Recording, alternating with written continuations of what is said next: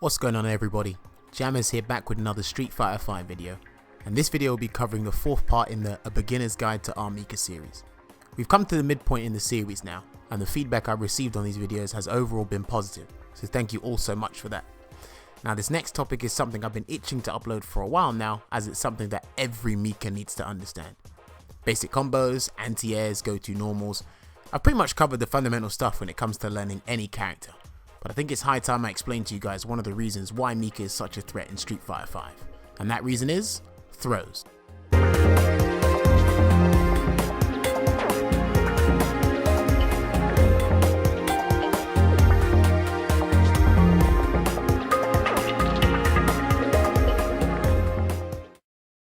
Mika's character archetype is a grappler, meaning her throws are prevalent and play a huge factor into her game plan. Now what you are seeing here is one of 3 regular throws Mika has in her repertoire, the Daydream Headlock. It does 140 damage and 200 stun. Decent stats for a throw. But the important thing to note is that once the grab connects, the distance that is created between Mika and her opponent. If Mika tries to close the gap via a forward dash, then she leaves herself vulnerable to being punished. The next grab you are seeing is Sell Down. You may have seen this grab used to close out rounds quite a bit in high level play.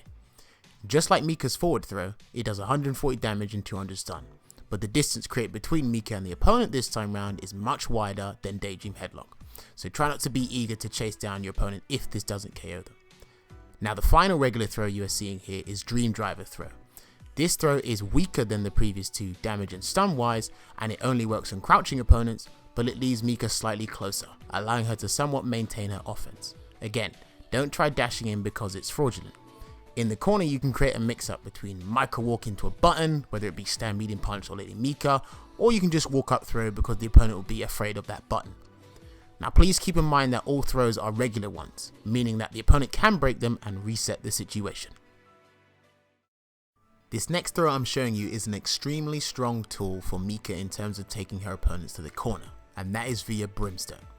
This throw cannot be broken as it's a command throw and the damage varies depending on the version you input.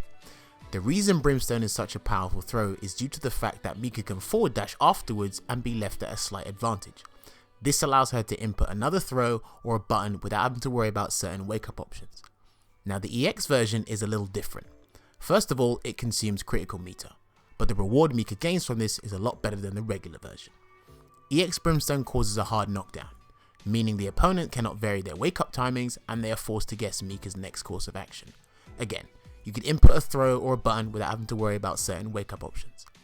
If you do try to go for another throw after landing a Brimstone successfully, do consider the fact that opponents are trying to escape and will do things like backdash, neutral jump or a throw invincible option, so please be mindful of those. Now we're moving on to Mika's most damaging throw outside of critical art, and that is Giant Swing, aka the Rainbow Typhoon. Now just like Brimstone, this throw cannot be broken. However, Rainbow Typhoon inflicts more damage, more stun, and has more range, with the light version having the most range.